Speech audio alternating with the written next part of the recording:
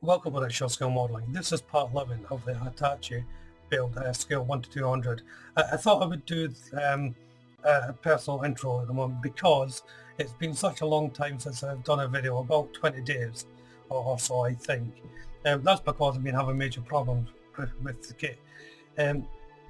This update is basically just going through what I've done, and I haven't actually done much to it. There's been a lot of filling and sanding because I'm concentrating on the hull.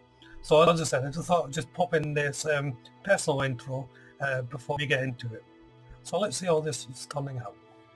So it's time to fill in the base, so the areas between the planks and that are going to be filled. I'm using wood filler for this, and this is just your basic wood filler from a company called Weight. I should say there's two types of fillers. There's a solvent-based filler and a water-based filler. If you want to use a solvent-based filler, it's a two-part thing, so you have to mix it together. The advantage is that you're only mixing a little bit at a time, but it goes off very quickly, but it doesn't shrink or crack. The water-based one, which is this one, sometimes shrinks and cracks. It's less expensive, and this is more for indoors really. If you're using the filler, it's required for outdoor use. Use the solvent-based one, but I'm just using the wood one because it's cheaper. I picked this up for around about £8. To apply the filler itself is fairly straightforward. I'm using an old bank card here just to play in. You can get scrapers and spreaders if you want, but an old bank card suffices. So I'm just putting on a good amount on the card and just passing it over onto the wooden parts to fill in any gaps. It's actually quite awkward to do it on this hull because of the shape of the hull. It sort of sways in the middle and then comes back out again. So it's quite easy to put too much filler in those gaps, and it actually fills up the area that you don't want it to be filled up in. So I had to be aware of that. So it took a bit of time just for this initial stage. As you can see, I've almost got one side covered, and this is going to have to be dried overnight, preferably around 12 hours before I carry on to the next stage. So I've left it over a couple of days. That's both sides and the bottom filled in. I've already sanded it down, as you can see. Where you see the grey parts is where the most filler is. So now I've got to put some primer on this to see what I've left out, because obviously there will be parts that I've missed out. So first of all, I'm having to mask off the inside of the ship that on the deck that I built, because obviously I don't want any spray paint going into this. So I'm just using a bit of paper and masking that off to fit onto along the leading edge of the side of the rail there. And I'll just fold it over the top onto the wooden deck at the top. Doesn't matter if the wooden deck gets paint put onto it, because that's going to be getting covered up anyway. I had to make sure that some of the portals were covered. I just covered that with some masking tape, because obviously that would let in some primer as well. I'll do the same process on both sides. It's important that you get everything covered, as I say, because you really don't want the wooden deck that I've placed on to get any primer on it whatsoever. That would be a bit of a disaster. So over the course of a few days, I've primed it, sanded it down, and re-primed it within the course of a week. Sorry about the quality of the video here. I had to do this on my phone in the kitchen because it was so big. But you can get the gist of it. So there was a lot to be filled in the end because of the gaps between the planks. Now I'm just rubbing it down with a sponge, or on the scouring side of the sponge. This acts like a sandpaper. Because the filler is water-based, it can start to spread and fill up any little lines that you may miss. But if you're doing something like that, do it right at the end. So there you can see how much filler I've had to use on some parts. Quite a lot. This is why it took so long to do. But I'm actually happy with it at this stage. It looks terrible. but it should paint up okay now. I've also filled in the decking at the top there, where the plates meet. I'm not sure whether that was necessary or not, but I thought, well, I may as well while I've got the filler out. So again, that took a couple of days to get in, get sanded, and get everything level. Before I move on to the next stage, I do have to do a little bit more cleaning up. The areas where the fillers just crept into recesses where they have to keep open.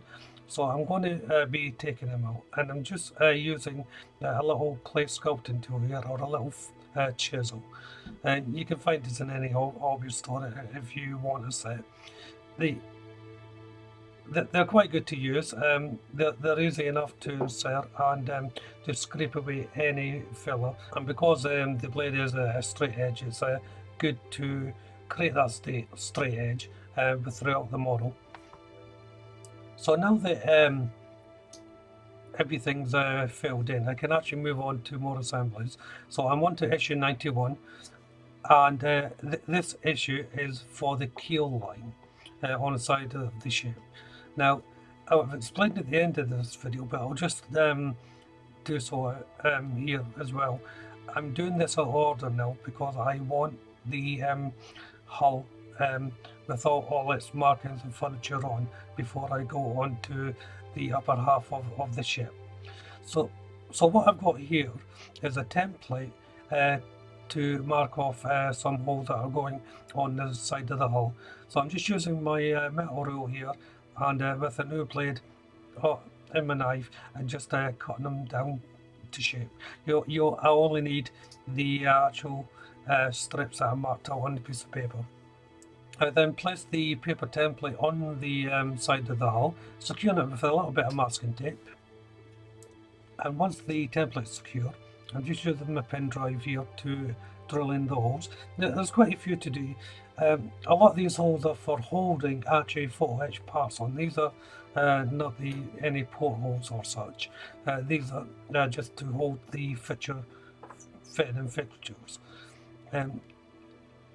I'm not using my Dremel to drill these in because one, the wood filler is soft enough to go through, and it's also only balsa wood, so it's quite easy to drill the holes. I've removed the template and I'm marking it in where the keel line is going to go. I'm doing this predominantly by eye, just using my ruler just to get a straight edge. The picture sort of have it going starting from the angle point of one of the cabins, so that's what I'm aiming for. Also, I'll dry fit these beforehand. The keel line has to be tapered down on this, so I'm just using my Dremel here to sand the part down, and it's just a slight pass over with the Dremel to taper the actual part down.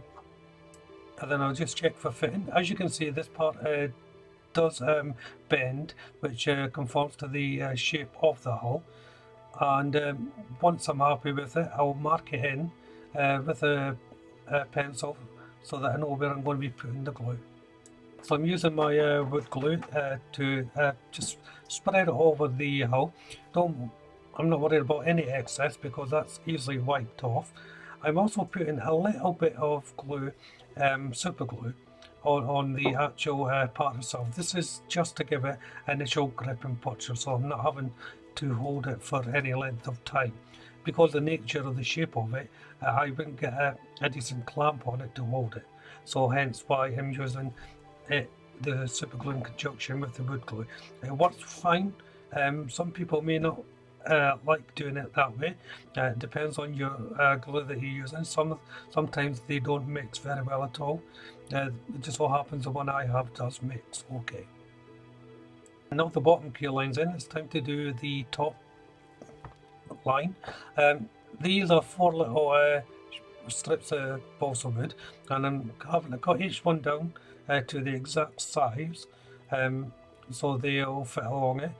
Why they never supplied them in the exact size, I don't know, but because it's balsa wood, it's very easy to cut. I'm just using my knife to snip off the the excess, and then each one has to have a tapered end as well.